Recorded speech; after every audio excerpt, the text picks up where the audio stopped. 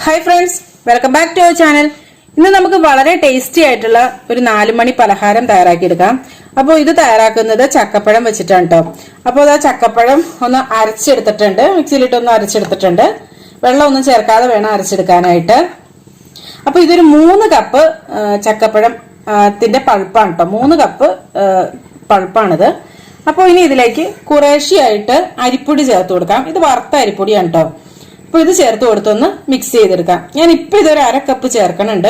എന്നിട്ട് വേണമെങ്കിൽ വീണ്ടും ചേർത്ത് കൊടുത്ത് നല്ലപോലെ ഒന്ന് മിക്സ് ചെയ്തെടുക്കാം.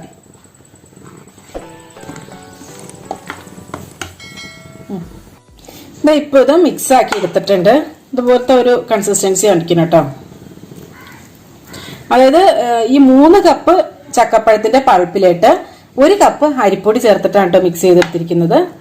ഈ ഇതിലേക്ക് അപ്പൊ ഇപ്പൊ ഈ ഇതിന് കുറച്ച് മധുരം ഉണ്ട്. അപ്പൊ കുറച്ചുകൂടെ ഒരു മധുരം വേണം. അപ്പൊ അതിന് വേണ്ടിയിട്ട് കുറച്ച് പഞ്ചസാര ചേർത്ത് കൊടുക്കാം. ഇപ്പൊ ഇതിനകത്തേക്ക് 3 ടേബിൾ സ്പൂൺ പഞ്ചസാര ചേർത്ത് കൊടുത്ത് നല്ലപോലെ ഒന്ന് മിക്സ് ആക്കി എടുത്തിട്ടുണ്ട് കേട്ടോ. ഇനി ഇതിലേക്ക് ഒരു ഫ്ലേവറിന് വേണ്ടിയിട്ട് കുറച്ച് ഏലക്കാപ്പൊടി ഇട്ട് കൊടുക്കാം. ഞാനിവിടെ ഒരു 1/2 ടീസ്പൂൺ ഏലക്കാപ്പൊടി ഇട്ട് കൊടുക്കുന്നുണ്ട് കേട്ടോ. എന്നിട്ട് ഇതൊന്നുകൂടെ ഒന്ന് മിക്സ് ചെയ്തെടുക്കാം. അപ്പോൾ ഇനി ഇത് നമുക്ക് ഫ്രൈ ചെയ്തെടുക്കാം. എണ്ണ നന്നായിട്ട് ചൂടായിട്ടുണ്ട്. ഒരു ചെറിയ സ്പൂൺ വെച്ചിട്ട് ഒന്ന് കോരിയിടാം കേട്ടോ. അപ്പൊ എപ്പോഴും ഈ ചക്കയുടെ അളവായിരിക്കും കേട്ടോ കൂടുതല്. അല്ലെങ്കിൽ എന്താന്ന് വെച്ചാൽ ഭയങ്കര ഹാർഡായിട്ടിരിക്കും ഈ അരിപ്പൊടിയുടെ അളവ് കൂടി പോയിട്ടുണ്ടെങ്കിൽ. അപ്പൊ ഇത് അപ്പൊ തന്നെ ഇളക്കി ഇടരുത്. ഇതൊന്ന് കുറച്ചൊന്ന് ഇങ്ങനെ നല്ലതായിട്ട് വീർത്ത് വന്നതിന് ശേഷം വേണം മറച്ചിട്ട് കൊടുക്കാനായിട്ട്. അല്ലെങ്കിൽ ഇതിങ്ങനെ ഒട്ടിപ്പിടിച്ചത് പൊട്ടിപ്പോരും.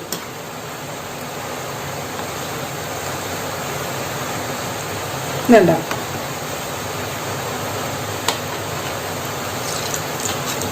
ഈ പഞ്ചസാരയുടെ അളവൊക്കെ നിങ്ങളുടെ ഇഷ്ടത്തിനനുസരിച്ച് മാറ്റം വരുത്തുക കേട്ടോ. കാരണം ഈ ചക്കയുടെ മധുരത്തിനനുസരിച്ച് പഞ്ചസാരയുടെ അളവിൽ വ്യത്യാസം വരും കേട്ടോ.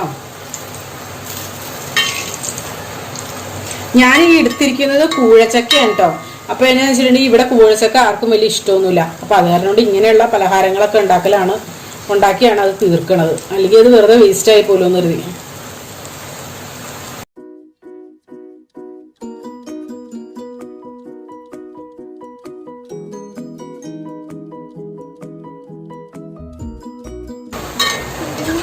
അപ്പൊ അതായത് ഇപ്പൊ റെഡി ആയിട്ടുണ്ട്. ഇനി ഇത് കോരിയെടുക്കാം.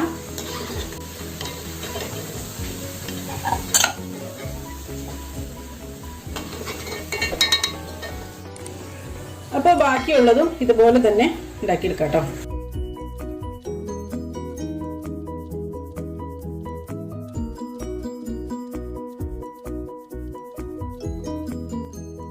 അപ്പോൾ ഇത് ചക്കപ്പഴം കൊണ്ടുള്ള എല്ലാ സ്നാക്കും ഉണ്ടാക്കിയെടുത്തിട്ടുണ്ട്.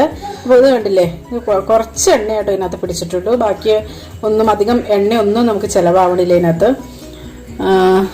പിന്നെന്താ, ഇതൊരെണ്ണം പൊട്ടിച്ച് കാണിച്ചില്ലല്ലോ. കണ്ടോ, നല്ല സോഫ്റ്റാണ്.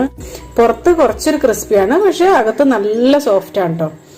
നല്ല ടേസ്റ്റ് ആയിട്ടുള്ള ഒരു സ്നാക്കാണ്. അപ്പൊ നിങ്ങൾ എല്ലാവരും ഒന്ന് ട്രൈ ചെയ്ത് നോക്കാട്ടോ. ഇതിനകത്ത് ശരിക്കും പറഞ്ഞാൽ മെയിൻ ഇൻഗ്രീഡിയന്റ് ആയിട്ട് 2 വന്നുള്ളൂ. അതായത് അരിപ്പൊടിയും ചക്കപ്പഴം മാത്രമേ വന്നുള്ളൂ. ചക്കപ്പഴത്തിന്റെ മധുരത്തിനനുസരിച്ച് പഞ്ചസാര ചേർത്ത് കൊടുക്കുക. പിന്നെ ഒരു ഫ്ലേവറിന് വേണ്ടിയിട്ടാണ് നമ്മൾ ഏലക്ക ചേർക്കണത്. അല്ലാതെ മെയിൻ ഇൻഗ്രീഡിയന്റ് എന്ന് പറഞ്ഞിട്ടുണ്ടെങ്കിൽ 2 ഐറ്റം ഉള്ളൂ. അപ്പോൾ ഇതെല്ലാവരും ഒന്ന് ട്രൈ ചെയ്ത് നോക്കട്ടോ. ഞാനിത് ഇത്രയല്ല, ഇത് കുറെ കിട്ടിയായിരുന്നു. കാരണം വെച്ചാൽ ഞാനിത് ഉണ്ടാക്കി വെച്ചപ്പോൾ തൊട്ട് കുട്ടികൾ ഇങ്ങനെ വന്ന് പറക്കിക്കൊണ്ട് പോയിക്കൊണ്ടിരിക്കുക. ഇപ്പൊ ഞാൻ ആ പൊട്ടിച്ചു വെച്ചത് പോലും മോൻ വന്ന് മേടിച്ചുകൊണ്ടുപോയി.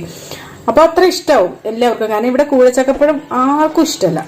അപ്പോൾ അത് കാരണം കൊണ്ടാണ് ഇങ്ങനെയുള്ളതൊക്കെ നമുക്കത് കളയാൻ പറ്റില്ലല്ലോ.